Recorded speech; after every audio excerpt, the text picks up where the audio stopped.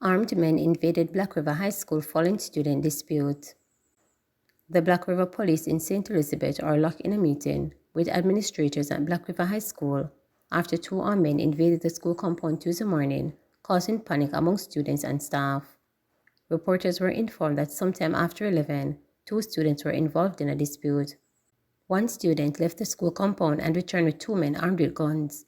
The police were called, but the men exited the compound and escaped. There were no reports that the guns were discharged. The student is being questioned by the police in the presence of his parents and school administrators in a bid to identify the perpetrators. The Child Protection and Family Services Agency has reportedly been called in. Integrity Commission wants Warmington to be removed from parliamentary committees. Jamaica's for Justice supports call. The Integrity Commission is seeking to have former Member of Works, Everett Warmington, removed from two parliamentary committees. The decision follows Monday's discussion about recent statements made by Mr. Warmington regarding holding funds from an opposition council. The Integrity Commission says during its regular monthly meeting, it decided to write to the chairman of the Integrity Commission Parliament Oversight Committee and the Joint Select Committee for the review of the Integrity Commission Act. It says the letter will express the Commission's stance that the former minister should not continue to be a member of the committees. The Commission explains that this recommendation is made considering the preamble of the Act, which states that the Act is to promote and enhance standards of ethical conduct for parliamentarians, public officials, and other persons. It says the former minister's actions fall well short of standards and conduct that are becoming of a minister and parliamentarian. Meanwhile, the Commission says it will also write to the Speaker of the House, suggesting that Ethics Committee address the matter. It notes that this step is seen as essential to ensure that the issue is appropriately handled within the parliamentary framework. The Commission further explained that in line with its function and mandate, as outlined in the Integrity Commission Act, it also has discussion on additional steps that may be taken to address the situation. It did not disclose the additional steps. The committee says the deliberations were aimed at upholding the Commission's commitment to maintaining the highest standard of integrity and good governance within the government. The calls for Mr. Warmington to be removed from committees have been echoed by human rights group Jamaicans for Justice. While noting that Mr. Warmington's removal from the cabinet was welcome, JFJ Executive Director Michael Jackson says it is concerning that he still sits on the Parliament Committee for Oversight, Anti-Corruption and Integrity Matters. She repeated the call for Mr. Warmington to also be removed from this parliamentary committee. Ms. Jackson is also calling on the Electoral Commission to act in its capacity as a political ombudsman. I want to put in perspective that two of the committees that Mr. Warmington sits on are responsible for reviewing the Integrity Commission Act and the Protected Disclosure Act. That's the Joint Select Committee. Mr. Warmington also sits on the Oversight Committee that is responsible providing that oversight of the Integrity Commission in terms of its operations and so on. Now, from our perspective, given the nature of these committees, and when you balance that with the comments that were made by Mr. Warmington, certainly I don't think the two would go hand in hand. I think it undermines the principle of what those committees are trying to achieve. And I think it sends a signal to the public as well that accountability only goes so far in this country. I want to also put in perspective that the Electoral Commission of Jamaica had gotten the responsibility of the Ombudsman Office. In that regard, we're calling on the Electoral Commission of Jamaica to indicate to the Jamaican people, where are you with your own investigation?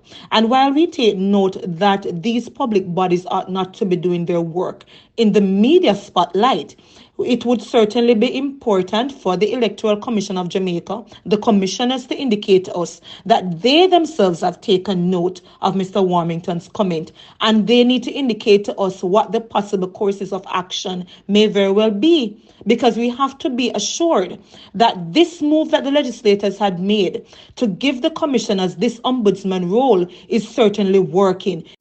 MOU to provide scholarships for needy should be signed with Caribbean School of Medical Sciences, Jamaica, by month end. Education Minister Favor Williams has indicated that by month end, a Memorandum of Understanding MOU will be signed with the Caribbean School of Medical Sciences, Jamaica. The MOU is to provide scholarships for needy students. Mrs. Williams gave the ministry's commitment to the CSMSJ's white coat ceremony on the weekend. During the ceremony, 19 students were presented with white coats and will move on to clinical work in public hospitals over the next 2 years. Mrs. Williams encourages students to continue excelling in their chosen field. She added that the school specialized academic programs of advancing STEM education in Jamaica and that the ministry wants to continue working with the CSMSG to promote these. The school, which was founded in 2014, has 65 students on roll. I am committed to ensuring that the MOU for the CSMSJ is signed by the ministry,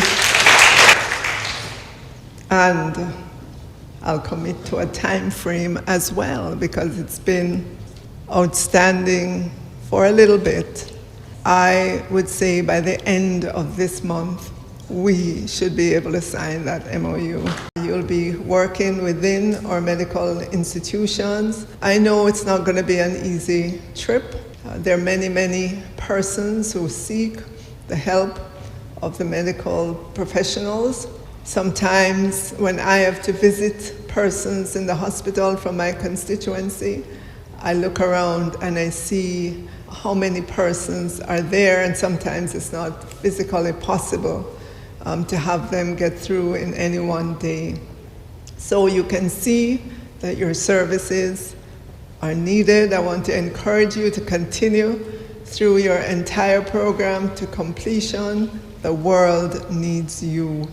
We need you to help to educate our people in our communities. We hope that as an institution, you'll be able to attract more students and expand your programs.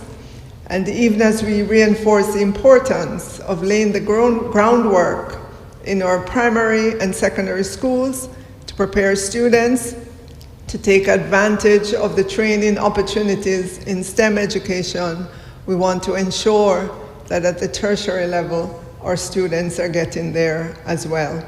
We're confident that the mainstreaming of STEM and STEAM education will better prepare students for current and emerging jobs, as well as helping them to develop their own innovative and critical thinking skills to carve new niches.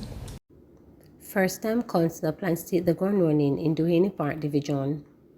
First-time People's National Party PNP councillor-elect for the Duhaney Park Division in St. Andrew East Central, Michelle Thomas, says she plans to hit the ground running when she is sworn in as councillor come Thursday. Thomas won 65.66% of votes in the last week Monday's local government election, defeated JLP candidate Joseph Gregory. In an interview with reporters, Thomas outlined the areas she intends to tackle. First of all, Duhaney Park proper intersection of Duhaney Park that needs attention. The roads are in serious disrepair and people have been crying out for assistance with infrastructure development, she stated. The state of the road has been like that of the centuries, even from when I was a baby, so that's one of the things that I am looking to do in early tenure is to ensure that at the very least I address some of these roads, Thomas added. She went on to say that the New Haven community is also a problem area that should be seeking to address due to it being flood prone. We have a serious problem when rain falls. The entire community is flooded, and that is because the river that runs through the community needs to be cleaned, Thomas explained. Nevertheless, Thomas, who is also an attorney at law, said she is very pleased that the people in her division decided to put their trust in her.